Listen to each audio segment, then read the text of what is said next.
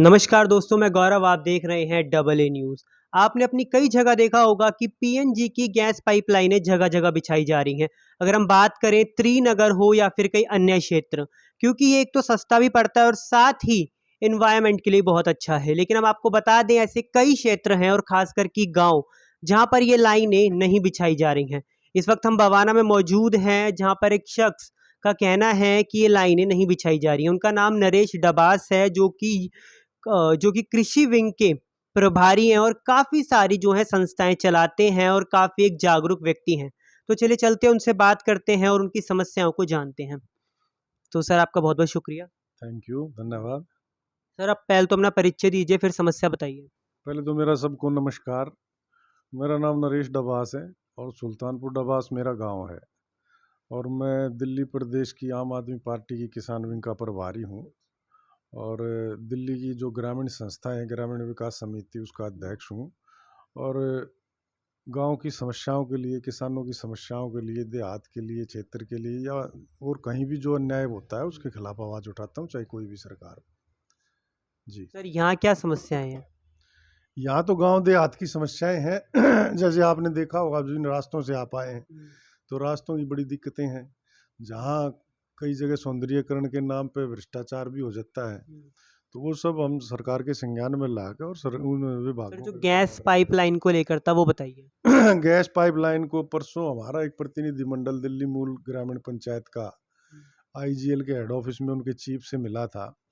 हमारी एक संस्था है दिल्ली मूल ग्रामीण पंचायत, उसमें दिल्ली के 357 गांव के जो दिल्ली के मूल ग्रामीण हैं उनकी वो संस्था है। तो उस संस्था के माध्यम से हमारा जो 36 बिरादरी का समाज है वो काम करता है उसमें। और दिल्ली के अंदर जो पीएनजी की गैस की फिटिंग्स आईजीएल कंपनी द्वारा की जा रही है, उसमें हमारे संज्ञान में ये आया कि जैसे साउथ में, ईस्ट में, नॉर्थ में, वेस्ट में कहीं भी जहाँ भी लाइन डालते हैं तो किसी कॉलोनी के अंदर या कोठियों के अंदर जब वो लाइन वहाँ से लेके जाते हैं तो गांव के बिल्कुल बगल से लेके चले जाते हैं। जैसे बापडोला से निकाल दी, नारायणा गांव से निकाल दी, नारायणा विहार में उसको कनेक्शन दे दिए, नारायणा गांव को अटैच ही नहीं किया।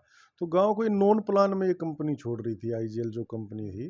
तो हमारे को पता लगा तो हमने उनके चीफ से जाके और उनसे बात भी की, बड़ा अच्छा माहौल में बात हुई।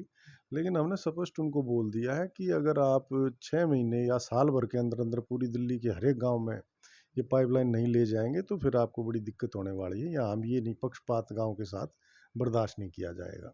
तो सर, उन्होंने कोई कारण बताया कि गाँव को क्यों छोड़ा जा रहा है? हाँ, उन्होंने कहा कि गांव में जो लोग हैं वो कि भाई वो इसे पीएनजी लगवाना ही नहीं चाहते। ये आधारहीन जो कारण था वो उन्होंने बताया। तो उनके जो चीफ थे पवन कुमार जी, उन्होंने अपने अधिकारियों को, जोन के इंचार्जेस को बुलाया, पांचों को, और पूछा कि भाई आप बताओ, आपने कोशिश की, किसी गांव में गए? बोले जी हम तो गए नहीं कहीं। तो ये अधिकारी वर्ग के कुछ लोग जो हैं ये अपने आप से ही उनको, अपनी कंपनी को भी गुमराह कर रहे थे, सरकार को गुमराह कर रहे थे। एक ने कारण बताया कि वहाँ पथरीली जमीन है इसलिए उस गाँव में शाहपुर जट में हम लाइन नहीं डाल पा रहे या मैदानगढ़ी में नहीं डाल पा रहे। तो चीफ ने खुद ये माना। बोले ये क्या बहाना बना रहे हो आप? बोला तुरंत काम शुरू करो, जो बजट एक्सेस करना वो करवाइए, दोबारा गांव के लोगों की शिकायतें नहीं आनी चाहिए।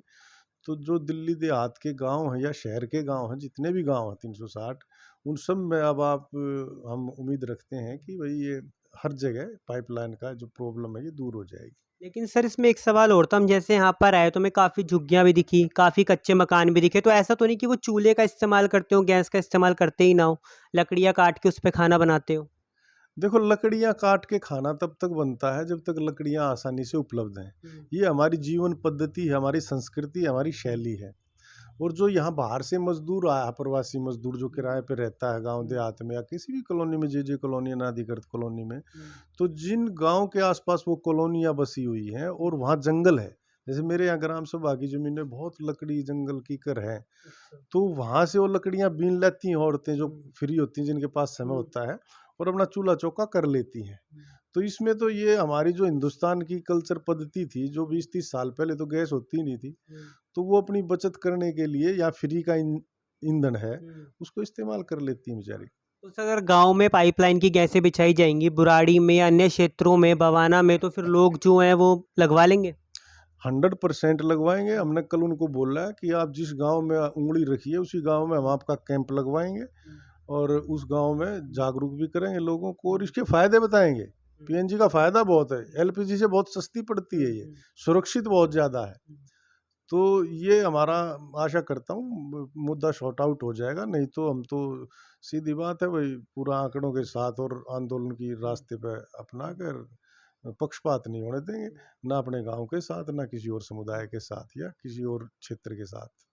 तो आपने देखा, हमने नरेश डबाज से बात करी जो काफ़ी संस्थाओं में कार्यरत है और उनकी बात भी कहीं ना कहीं सही है, क्योंकि देश का विकास और शहर का जो विकास है वो गांव पर निर्भर करता है। तो ऐसे गांव को किसी अच्छी स्कीम से छोड़ देना और उसे ना जोड़ना, ये अपने आप में ही बहुत दुर्भाग्य की बात है। अब देखना ही होगा कि कितनी कितनी जल्दी जो पीएनजी की लाइनें हैं वो गाँव में बिछती हैं, क्योंकि ऐसी कई कॉलोनियाँ हैं जहाँ पर इसे छोड़ा जा रहा है। अब ऐसी खबरों के लिए आप देखते रहिए डबल ए न्यूज़।